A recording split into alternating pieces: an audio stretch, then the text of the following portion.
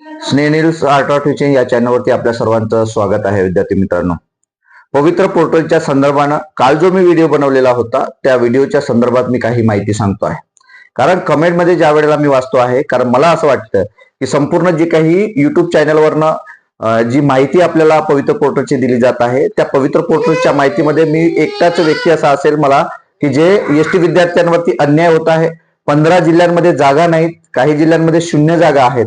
अशा संदर्भातील मी एक व्हिडिओ बनवला आणि विद्यार्थी कोर्टात जातील असं सुद्धा मी त्या ठिकाणी स्पष्ट उल्लेख या ठिकाणी केले. तर जे विद्यार्थी आहेत त्या विद्यार्थ्यांचा, काही विद्यार्थ्यांचा मला फोन सुद्धा आलेला आहे, कमेंट सुद्धा आलेल्या आहेत की काहीतरी फालतू बडबड करताय, याला काही माहिती नाही, या सर्व गोष्टी. विद्यार्थी मित्रांनो, हे समजून घ्यायचं आहे, प्रत्येकाला उत्कंठा लागली आहे की भरती झालीच पाहिजे आणि गेल्या 1 ते 2 वर्षापासून आपण या सर्व गोष्टींसाठी पाठपुरावा करतो आहे. म्हणजे वेगवेगळ्या माध्यमांच्या माध्यमातून, वेगवेगळ्या व्यक्तींच्या माध्यमातून या सर्व गोष्टी करतो आहे. परंतु आरक्षण हा जिव्हाळ्याचा विषय आहे आणि सर्व ज्या बाबी आहेत किंवा भरती जी आहे ते आरक्षणावरच होते. प्रत्येक विद्यार्थी हा आरक्षणासाठी झगडत असतो. आजही तुम्हाला माहिती आहे वेगवेगळी आंदोलनं ही आरक्षणासाठी होत आहे. मग ज्या आरक्षणामुळे जर जागा आपल्या विद्यार्थ्यांना आल्याच नसतील तर विद्यार्थ्यांवरती अन्याय होत आहे. मग त्या अन्यायाची बाजू दुसरी मी तुमच्या समोर सांगतो आहे. म्हणजे तुमची जी डोक्यातली जी काही घाणणे आहेत, ती जी वेगवेगळी प्रकारची तुम्हाला असं वाटत आहे की कुठेतरी बडबड करतो किंवा काही, तर विद्यार्थी मित्रांनो आपण त्याचा अभ्यास करा. प्रत्येक व्यक्ती काय करत असतो, आपापल्या कॅटेगरीचा, आपापल्या जातीचा, आपापल्या जमातीच्या प्रवर्गाचा आपला अभ्यास करत असतो. माझ्या प्रवर्गासाठी, माझ्या जातीसाठी, ओपनसाठी किती जागा येतात असा सर्व विचार त्या ठिकाणी करत असतो आणि आपल्या पेपरची तयारी करत असतो, आपला विद्यार्थी भरतीची तयारी करत असतो. आणि त्याच माध्यमातून जेव्हा आता 1,70,000 विद्यार्थी आहेत, त्यामध्ये जर 15 36 किंवा 34 जिल्हा परिषदा आपल्या आहेत, या 34 जिल्हा परिषदामध्ये जर 15 झेडपी मध्ये जर एसटीच्या जागा नसतील तर, आणि आपल्या सर्वांना माहिती आहे हा मुद्दा यासाठी मी बोलतो आहे की हे शासनाच्या चुकीच्या या गोष्टींमुळे या विद्यार्थ्यांना अन्याय सहन करावा लागत आहे. आणि ज्या वेळेला आता जागा येत आहेत त्या जागेनुसार आपल्याला दिसत आहे की आपल्या असं विद्यार्थ्यांना वाटायला लागलं की जागा ज्या आहेत या जागा खूप जास्त येतील. परंतु ज्या वेळेला 15 जिल्ह्यांमध्ये जागा दिसत नाही, भंडारा सारख्या जिल्ह्यामध्ये फक्त चार जागा आपल्याला दिसत आहेत, म्हणजे गोंदियात 4 दिसत आहेत, भंडारामध्ये 15 जागा आहेत आणि बाकी जिल्ह्यांमध्ये तुम्हाला 000 दिसत आहे. मग या जिल्ह्यातील विद्यार्थी कुठे जातील? या जिल्ह्यात जागा का नाही? काही विद्यार्थी मला मेसेज करायला लागले किंवा फोन करून सांगतायत की सर बिंदूचा विषय आहे, किंवा जर तुमच्या याच्यातला बिंदूच नसेल किंवा बिंदू वर गेलेला असेल किंवा त्याच्या वर गेलेला असेल तर जागा अतिरिक्त होत असतील तर ते समायोजन करण्याच्या माध्यमातून त्या सर्व गोष्टी गेलेल्या आहेत, म्हणून तुमच्या प्रवर्गाला जागा नाही. आमच्याही प्रवर्गाचा तसंच झालेला आहे. विद्यार्थी मित्रांनो, तो विषय नाही, विषय आहे संविधानाचा, विषय आहे संविधानिक पद्धतीचा. आपल्या सर्वांना माहिती आहे, आपण स्पर्धा परीक्षेचा अभ्यास करत असाल, बाकी सर्व गोष्टीचा अभ्यास जरी करत असाल तरी आपण विदाऊट संविधानाशिवाय आपण तो अभ्यास करू शकत नाही. हे लक्षात घ्यायचंय आपल्याला की सर्वात पहिलं किंवा सर्वात ज्या गोष्टी महत्वाच्या आहेत त्या म्हणजे संपूर्ण भारतामध्ये किंवा संविधानामध्ये एससी आणि एसटी साठी हा काय म्हणतात त्याला, संविधानिक पद्धतीने त्यांना रिझर्वेशन दिलेलं आहे. आणि याच पद्धतीनं बिंदू हा खाली घसरवण्यात आलेला आहे. त्यामुळं आमच्या किंवा आपल्या या एसटी प्रवर्गावरती अन्याय होताना आपल्याला दिसत आहे. बिंदू खाली घसरवल्यामुळं विद्यार्थ्यांना जागा येत नाहीत आणि शासनानं तेच केलेलं आहे. आणि कधीपासून केलं आहे तर 2017 पासून 17 पर्यंत बिंदू हा एससी आणि एसटीचा जर केला तर एसटी हा 2 नंबरला होता, परंतु हा आता 7च्या पुढे गेलेला आहे. त्यामुळं एसटी प्रवर्गाला या जागा नाहीत.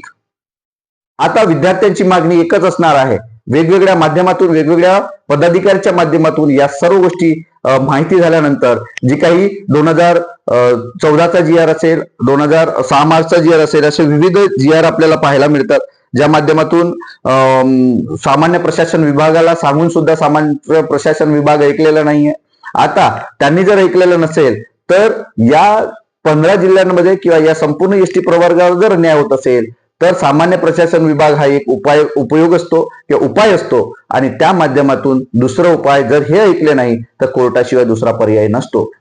बिंदू पूर्वरत करा. जो 7वा नंबरचा बिंदू तुम्ही टाकत असाल किंवा 7वा खाली घसरवला असेल तर तो पूर्वरत केल्याशिवाय पर्याय नाही, तरच या प्रवर्गाला जागा येतील, अन्यथा जागा नाही. 2017 पर्यंतची स्थिती कशी होती आणि 17 नंतरची काय परिस्थिती बदलली रिझर्वेशनच्या बाबतीत, तर आपण सुजाण आहात, सुशिक्षित आहात, सर्व हुशार विद्यार्थी आहात, आपण अभ्यास करत आहात, आपल्या सर्व विद्यार्थ्यांना माहिती आहे.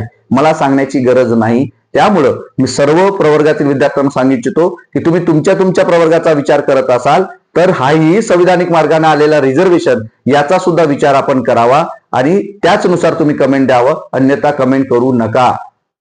त्याच्या संदर्भातील शासन निर्णय तुम्हाला वाटतं तर शासन निर्णय सुद्धा वाचायचा आहे. एक शासन निर्णय त्यांनी काढलेला होता 6 मार्च 2024चा शासन निर्णय आहे, ज्या शासन निर्णयामध्ये लिहिलेलं आहे की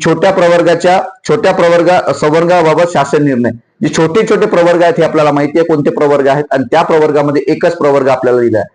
संपूर्ण भारतभरामध्ये 3च प्रवर्ग आपल्यासाठी दिलेले आहेत तर आपल्या सर्वांना माहिती आहे, एससी, एसटी आणि ओबीसी. जनगणनेचाही विचार जर आपण केला तर 2च कम्युनिटीची सध्या काय होत आहे, जनगणना होत आहे. त्याच्यानंतर 3ऱ्या कम्युनिटीचं झगडणं सुरू आहे, जे ओबीसी आपले बांधव आहेत की त्यांची सुद्धा जनगणना व्हायला पाहिजे. आणि याचा विचार आपल्या सर्व विद्यार्थ्यांनी करणं गरजेचं आहे. कारण भरती आली म्हणजे रिझर्वेशन आलं आणि रिझर्वेशन आल्यानंतर बिंदू आलंच हे सुद्धा समजणं गरजेचं आहे. दुसरा जो शासन निर्णय आहे तो शासन निर्णय 2017चा शासन निर्णय आहे. नंतर आहे 2024चा शासन निर्णय, 1997चा शासन निर्णय आणि 2026चा शासन निर्णय. तर हे जो शासन निर्णय आहे हे शासन निर्णय संपूर्ण आरक्षणाच्या संदर्भातील आहे. भरतीचे जे काही नियम आहे त्या नियमाच्या संदर्भात आहे.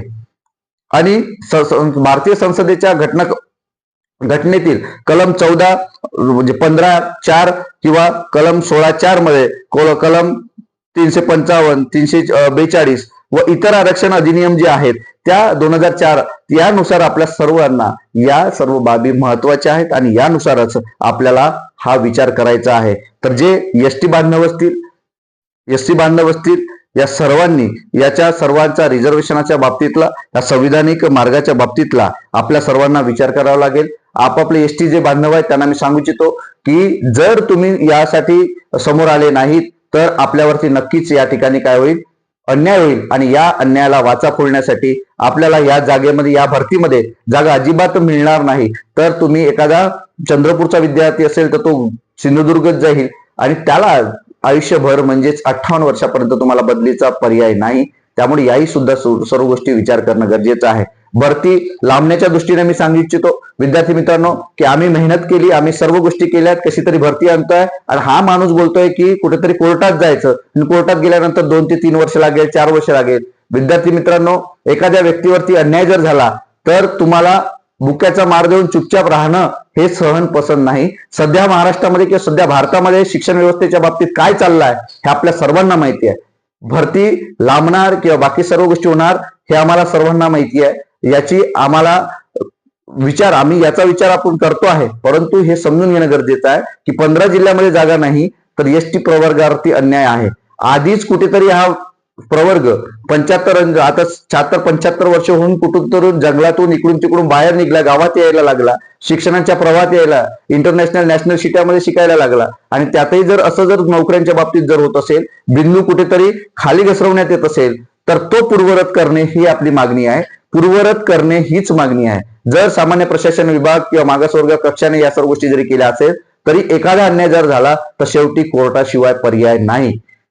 त्यामुळे सर्व विद्यार्थ्यांना सांगू इच्छितो की आपण याचा विचार न करता, तुम्ही तुमच्या प्रवर्गाचा विचार न करता संपूर्ण गोष्टींचा विचार करणं, सर्व भावबंधांचा विचार करणं हे गरजेचं आहे. यापूर्वी सुद्धा मी व्हिडिओ बनवलेले आहेत, त्यामध्ये सुद्धा तुम्ही बघाल तर मला हेच वाटतंय की आपली भरती पटकन झाली पाहिजे. आपल्या विद्यार्थ्यांना लवकर ऑगस्ट महिन्यापर्यंत किंवा सप्टेंबर महिन्यापर्यंत आपल्या विद्यार्थ्यांना ऑर्डर मिळाले पाहिजे आणि आपले विद्यार्थी शिक्षण खात्यात यायला पाहिजे. पण विद्यार्थी मित्रांनो, हे जेव्हा उघडकीस आलं, हे जेव्हा सर्व गोष्टी माहीत झाल्या त्यावेळेला मात्र आपल्या विद्यार्थ्यांना जागा नाहीत, म्हणजे बिंदू खाली घसरवण्यात आल्यामुळं तर तो बिंदू पूर्ववत करणं हीच डिमांड आपली असणार आहे. वेगवेगळ्या माध्यमातून यावरती काम चालू आहे. शेवटचा पर्याय हे कोर्ट असेल. सध्या अजूनही कोणतीही कोर्ट केस टाकलेली नाही, परंतु येत्या 4-5 दिवसामध्ये 10 दिवसामध्ये कोर्ट केस जाईल. याच्या संदर्भात मी तुम्हाला सांगतो आहे विद्यार्थी मित्रांनो.